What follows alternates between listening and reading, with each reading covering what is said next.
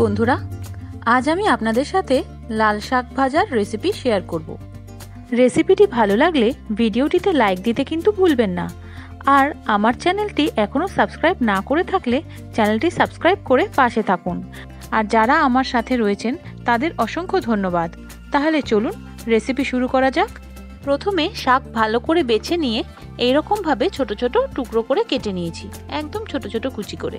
এবার 4-5 বার ভালো করে জলে ধুয়ে জল ঝরিয়ে নিয়েছি। আর লাগবে চিনে বাদাম, আমি এখানে রোস্টেড চিনে বাদাম নিয়েছি। আর লাগছে শিম, বেগুন আর আলু। এই সবজিগুলোকেও ছোট ছোট টুকরো করে কেটে নিয়েছি। রান্নাটা পুরোটাই আমি সর্ষের তেলে করব। আর যা যা লাগছে, 2টো শুকনো লঙ্কা, কালো জিরে, হলুদ আর নুন। গ্যাসে কড়াই বসিয়ে দিয়ে দেব পরিমাণ মতো সর্ষের তেল।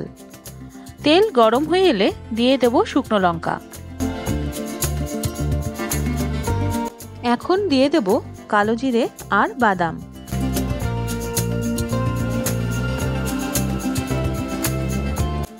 বাদাম ভাজা হয়ে গেলে দিয়ে দেব শিম আর আলু।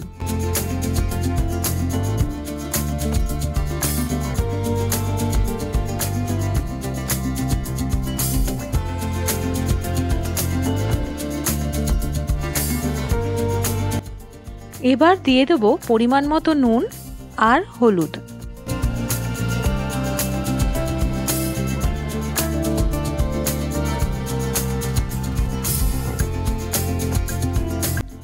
আলু আর শিম হালকা ভাজা ভাজা হয়ে এলে দিয়ে দেব শাক।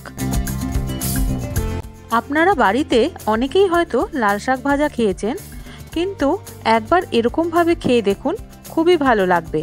স্বাদটাও একটু অন্যরকম হবে।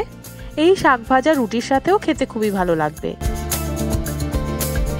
শাক ভালো করে নেড়ে চেড়ে এবার একটা থালা দিয়ে ঢাকা দিয়ে দেব।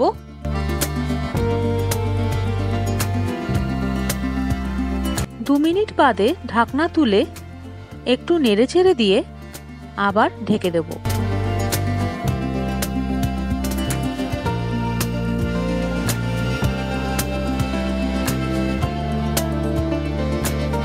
মিনিট 3 বাদে ঢাকনা তুলে দেখে নেব শিম আর আলু কতটা সেদ্ধ হয়েছে।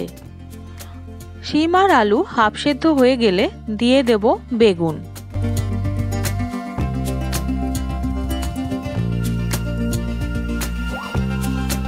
শাকের সাথে বেগুন ভালো করে নেড়ে চেড়ে নেব।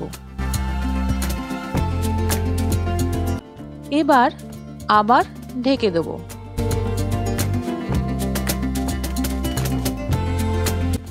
এবার ঢাকনা তুলে আবার একটু নেড়ে চেড়ে দেব। সবজিগুলোকে আর একটু মজিয়ে নিতে হবে, তাহলে শাক ভাজার টেস্ট অনেকটা বাড়বে। তাই আরেকবার ঢেকে দেব। 2 মিনিট হয়ে গেছে। এখন ঢাকনা তুলে দেখে নেব সব সবজিগুলো ঠিকঠাক মজে গেছে কিনা। একদম ঠিকঠাক তৈরি হয়ে গেছে। এবার নামিয়ে নেব। দেখা হচ্ছে আবার পরের ভিডিওতে। সবাই ভালো থাকবেন। ধন্যবাদ।